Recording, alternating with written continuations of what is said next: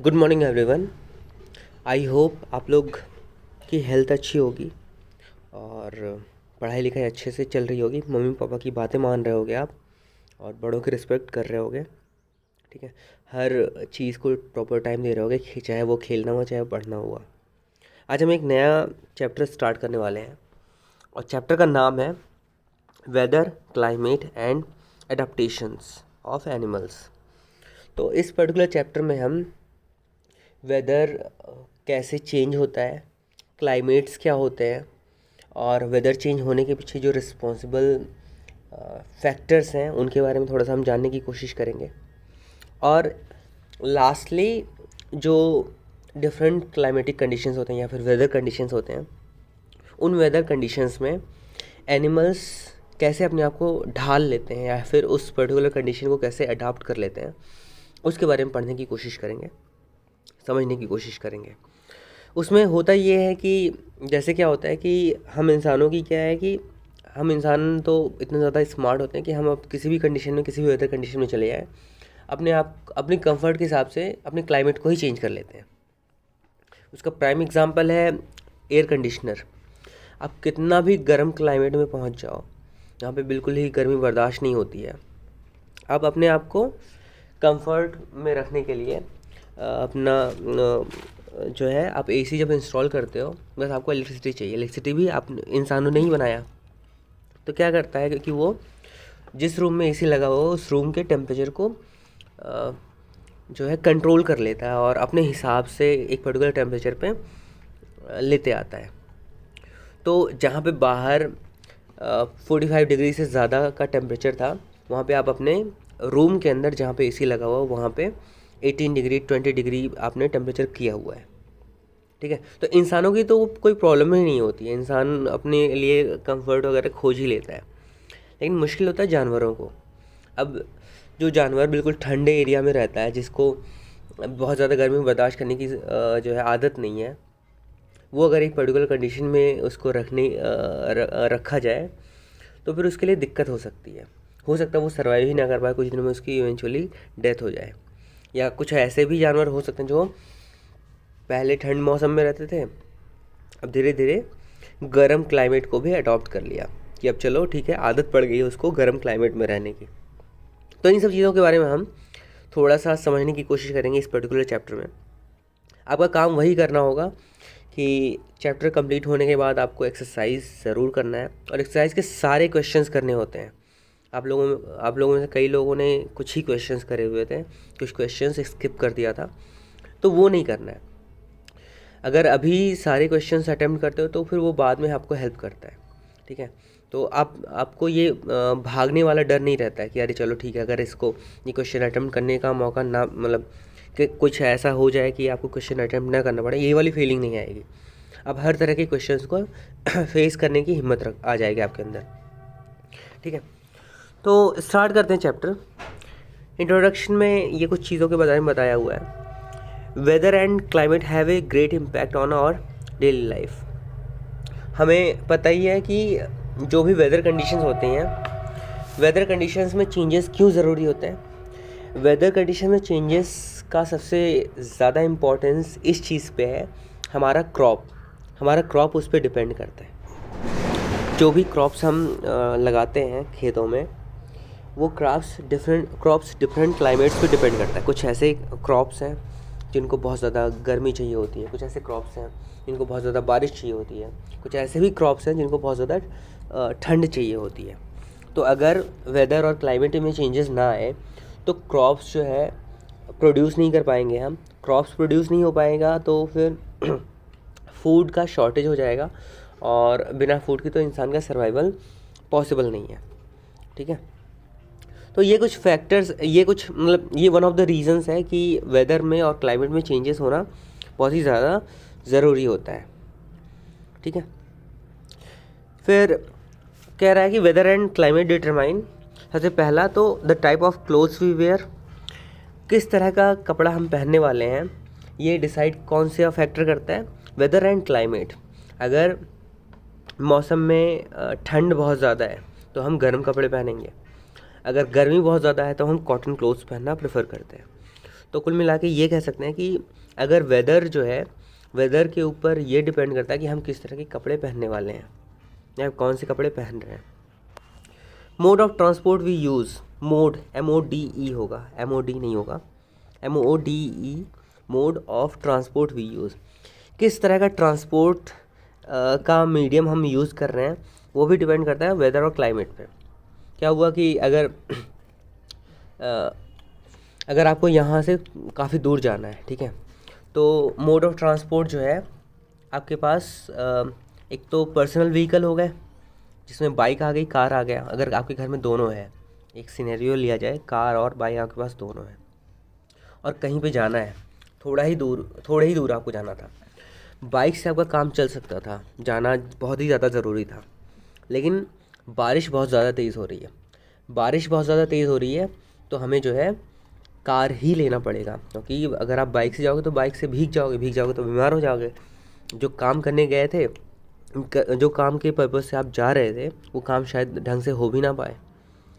तो mode of transport भी जो है इसके ऊपर डिपेंड करता है किस तरह का क्लाइमेट है, ठीक है, या किस तरह का वेदर है। Types of food we grow and eat, तो टाइप ऑफ फूड का तो हमने अभी इस चीज़ को डिस्कस कर ही लिया था कि अलग अलग मौसम में अलग अलग तरह के फूड आइटम्स प्रोड्यूस होते हैं। अब क्या होता है कि अगर हम एक ही तरह का फूड खाएंगे साल भर तो हम बोर हो जाएंगे, ठीक है, हो सकता हो उतने इंटरेस्ट से हम ना खाएं, और वो शायद वो फूड के न्यूट्रिएंट्स के कंटेंट्स में भी हो सकता है किसी तरीके से शायद प्रॉब्लम आ जाए कि सेम फूड हम बार बार उगा रहे हैं एक ही खेत में, तो जो फील्ड की प्रोडक्टिविटी होती है वो शायद कम हो जाएगी, तो वो उतना अच्छा प्रोडक्शन नहीं कर पाएगा उस पर्टिकुलर फूड का। इसलिए क्रॉप रोटेशन भी ज़रूरी होता है। क्रॉप रोटेशन मतलब ये होता है कि एक ही खेत में आप डिफरेंट तरह के फसल उगाओ। अगर सेम फसल उगाओगे तो वो खेत में जो पहले वाली बात थी वो नहीं रह जाएगी, ठीक है। तो ये रीज़न्स हैं कुछ कि हम फूड जो है फूड पे डिपेंड करते हैं। इससे क्या होता है कि हमारा टेस्ट भी बना रहता है डिफरेंट फूड आइटम्स में, हम बदल के खाते हैं, और हमारे फील्ड की प्रोडक्टिविटी भी बहुत अच्छी बनी रहती है। अगला पॉइंट कह रहा है all the living organisms are adopted to survive in the climatic conditions of their natural habitat. तो जो भी लिविंग ऑर्गेनिजम्स हैं वो जिस कंडीशन में शुरू से रहते आए हैं उस कंडीशन में रहने के आदी हो जाते हैं। जैसे अगर शेर की बात करी जाए तो शेर अगर जंगलों में रहता है, घने जंगलों में रहता है, तो वो आदी हो गया घने जंगलों में रहने का, और एक नॉर्मल वेदर में ना ही ज़्यादा गर्मी ना ही ज़्यादा ठंडी, अब उसको एकदम से ठंडे एरिया में भेज दिया जाए तो वहाँ पे वो सर्वाइव नहीं कर पाएगा, ठीक है। हो सकता है वो नहीं सर्वाइव कर पाए, हो सकता है उसका अगला जनरेशन वो भी ना सर्वाइव कर पाए। धीरे धीरे उनकी जो प्रजाति होगी, उनका जो ब्रीड होगा, उस ब्रीड को धीरे धीरे करके क्या पता उसको अडॉप्ट कर ले जाए उस पर्टिकुलर वेदर कंडीशन में को।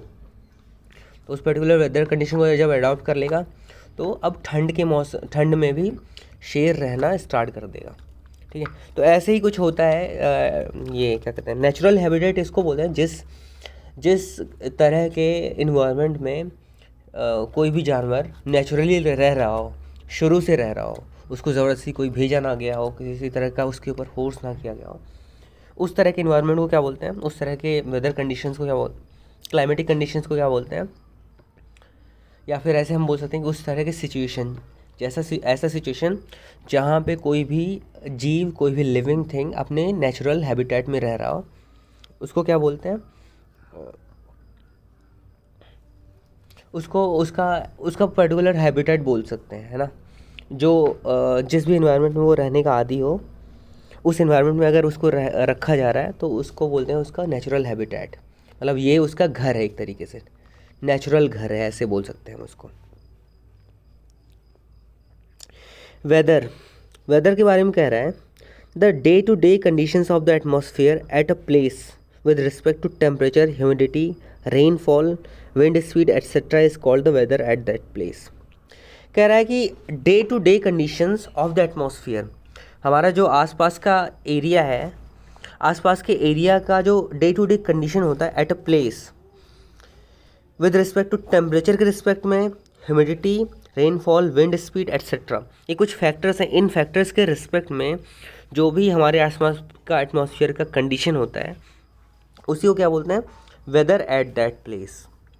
ठीक है, जिस प्लेस का एटमॉस्फेरिक कंडीशंस किस पे डिपेंड करता हो के फैक्टर्स के बारे में जब हम बात कर रहे होते हैं, टेम्परेचर हुआ, ह्यूमिडिटी हुई, रेनफॉल हुआ या फिर विंड स्पीड हुआ, तो ये उस जगह का वेदर कहलाता है। Weather includes temperature, humidity, rainfall, wind speed. जब भी हम इन कुछ फैक्टर्स के बारे में बात कर रहे होंगे एक पर्टिकुलर इन्वायरमेंट में, तो वहाँ पे हम किस चीज़ की बात कर रहे होंगे, वेदर के बारे में बात कर रहे होंगे। उस वेदर में टेम्परेचर बहुत ज़्यादा है, अगर आपके आसपास के एरिया में टेम्परेचर बहुत ज़्यादा है तो आप बोल सकते हो कि वेदर में बहुत ज़्यादा गर्मी है। ठीक है, आज के वेदर में। और ह्यूमिडिटी बहुत ज़्यादा है तो आप बोल सकते हो कि आज के वेदर में बहुत ज़्यादा ह्यूमिडिटी है, नमी है बहुत ज़्यादा। रेनफॉल के बारे में क्या बोल सकते हो कि आज का वेदर जो कंडीशन है कि उसमें रेनफॉल हो रहा है, बारिश हो रही है। ठीक है, तो वेदर जो है कि डे टू डे बेसिस पे ये होता है। ठीक है, डे टू डे बेसिस मतलब आज के बारे में जब हम बात कर रहे होंगे तो आज के जो ह्यूमिडिटी या फिर टेम्परेचर या फिर रेनफॉल या फिर विंड स्पीड, इनके बारे में बात कर रहे होंगे। इसका मतलब ये हो कि आज के वेदर के बारे में बात कर रहे हैं। तो weather is all about day to day conditions of atmospheric conditions. फिर उसके बाद कहता है the temperature, humidity, rainfall, snowfall, wind speed etcetera are called the elements of the weather. तो वेदर के एलिमेंट्स कौन कौन से हैं? ऐसे फैक्टर्स जिसकी वजह से वेदर में चेंजेस हों, वेदर की कंडीशंस में डिफरेंसेस हों। ठीक है, उन्हीं को क्या बोलते हैं? एलिमेंट्स। ऐसे फैक्टर जिसकी वजह से आपके आसपास का जो एटमॉस्फेयर है उसमें चेंजेस हो जाए। ठीक है, उन्हीं को क्या बोलते हैं? Elements of the weather. तो आगे से अब आपको याद रखना है एलिमेंट्स ऑफ द वेदर कौन कौन से हो सकते हैं। यहाँ तक इसके अलावा और भी बहुत सारे आप फैक्टर्स बोलते हो, यहाँ तक कि बादल भी एलिमेंट ऑफ द वेदर है। बादल होंगे तो बारिश होने के चांसेस हैं। The weather at a place changes every day. किसी एक प्लेस के अगर वेदर की बात करी जाए तो रोज़ जो है दिन भर चेंज होता रहता है। सुबह के टाइम में बहुत ठंडा मौसम रहता है, दोपहर के टाइम में गर्मी ज़्यादा हो जाती है, रात के टाइम में फिर से ठंडा हो जाता है। ठीक है, sometimes it is more warm, more humid, more cloudy और more windy. Sometimes it is less warm, less humid, less cloudy और less windy. It may rain for an hour in the morning and then become sunny and clear right after that. तो वही कह रहा है कि weather की खास बात ये होती है कि डेली बेसिस पे चेंजेस होते रहते हैं। ऐसा कभी नहीं होता है ऐसे, या फिर ऐसा बोल सकते हैं ऐसे बहुत कम ही चांसेस होते हैं कि सुबह में जैसा वेदर था दिन भर वैसे के वैसे ही वेदर कंडीशंस रह गए। ठीक है, तो it is very highly unlikely कि वेदर कंडीशंस या फिर वेदर में चेंजेस दिन भर में हुआ ही ना हो। ठीक है, तो आज इंट्रोडक्शन के लिए इतना काफ़ी था। वेदर आपने आई होप समझ लिया होगा। बाकी हम नेक्स्ट लेक्चर में मिलेंगे अगले टॉपिक के साथ में। तब तक के लिए थैंक यू।